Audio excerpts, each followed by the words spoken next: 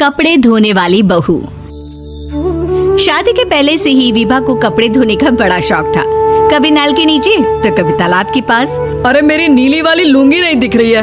विभा की अम्मा, कहाँ रखी है लुंगी? अरे वो तो विभा ने परसों ही धोकर रखी थी आपकी अलमारी में, देखो वहीं होगी।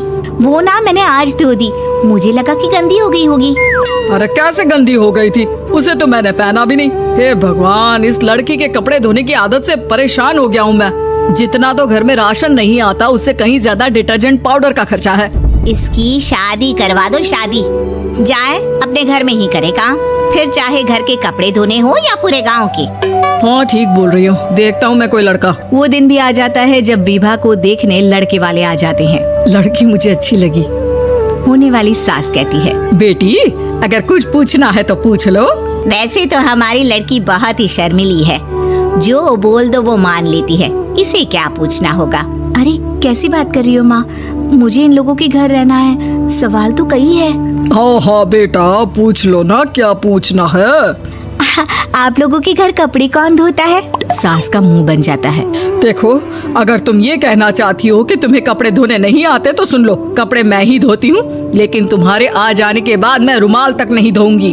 अरे चुप रहना भाग्यवान, बहू बेचारी घर आई नहीं, उसे डराना शुरू कर दिया। वो क्या है ना बिटिया, अभी तक तो ये कल्लू की माँ ही धोती थी, लेकिन अब तुम्हारे पापा तो दहेज में वॉशिंग मशीन देंगे ही। तभी विभा की माँ बोल पड़ती है, सवाल भी पूछा तो क्या। वैसे भाई साहब, मशीन की तो फिर भी कपड़े धोने की कैपेसिटी होती है, मतलब जो बिटिया दे रहे हैं ना विभा, इसे कपड़े धोने का बहुत शौक है। ये आप लोगों के क्या आस पड़ोस गांव मोहल्ले सबके कपड़े धो दे और उफ तक ना करे। बाहर देखा नहीं आपने कितने कपड़े सूख रहे हैं, सब हमारी बिटिया ने ही तो धोए हैं। बस भी करो ना माँ, शर्म आ रही इतनी तारीफ सुनकर। और तो और एक दाग निकाल कर दिखाओ तो मान जाऊँ। हाँ अच्छा अच्छा, माफ करना बेटा, मैंने गलत समझा। हमें तो रिश्ता बहुत पसंद है। और ऐसे जुड़ जाता है रिश्ता कपड़े धोने का शौक रखने वाली विभा का। उसकी शादी हो जाती है कोयला फैक्ट्री में काम करने वाले कल्लू के साथ। शादी के बाद अचानक विभा चिल्लाती हुई सास के पास आती है। सासू माँ, अरे सासू माँ कहाँ है आप? ये तो धोखा है, धोखा दिया आप लोगों ने मुझे। इसे ससुर के चक्कर के बारे में पता चल गया। अरे तो उसमें तुझे क्यों धोखा मिला है? अरे नल में पानी नहीं आता, कपड़े कैसे कब धुलेंगे? अच्छा अच्छा, तू पानी नहीं आ रहा उसकी बात कर रही है। तो आपने क्या सोचा? कुछ नहीं। अच्छा, तेरी माँ ने कहा था कि कपड़े धोने का शौक है, तुझे याद आया मुझे।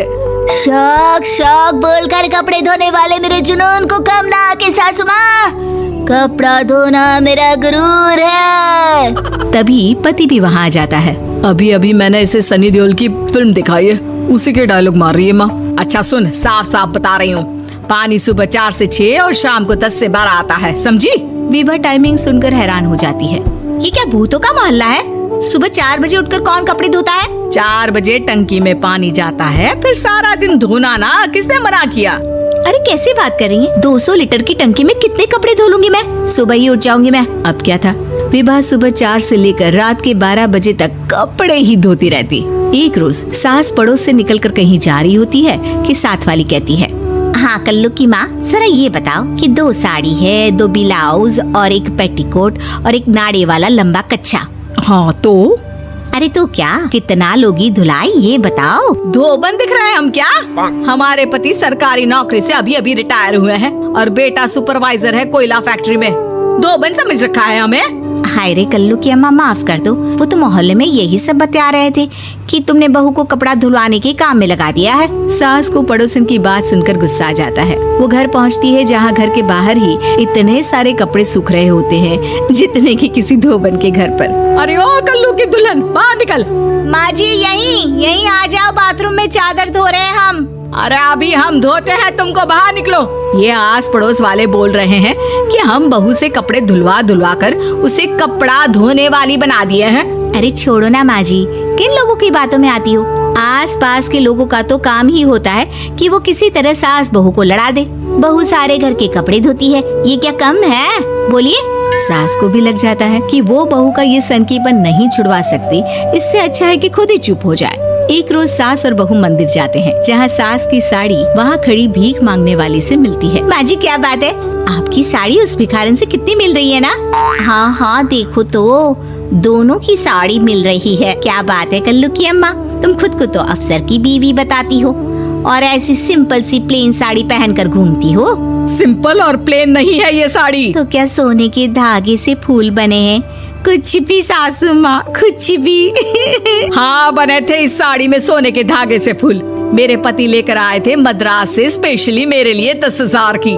ताहे भाई साहब इस भिखारन के लिए भी सेम टू सेम साड़ी लेकर आए होंगे 10,000 की। सास उस वक्त तो कुछ नहीं कहती, लेकिन बहू के साथ घर आती है और अलमारी से एल्बम निकाल कर लाती है। ये साड़ी देख रही है, ये वही साड़ी है जिसे मैंने अभी पहना था।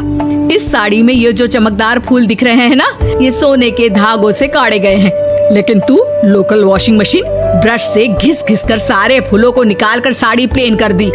मुझे माफ कर दीजिए सासू माँ। और तो और, जब मैंने तुझे तेरी गलती के लिए कुछ नहीं कहा, लेकिन तूने तो सबके सामने मेरा मजाक ही बना दिया। क्यों? बहू को समझ में आ जाता है कि अब से उसका कपड़े धोना बंद।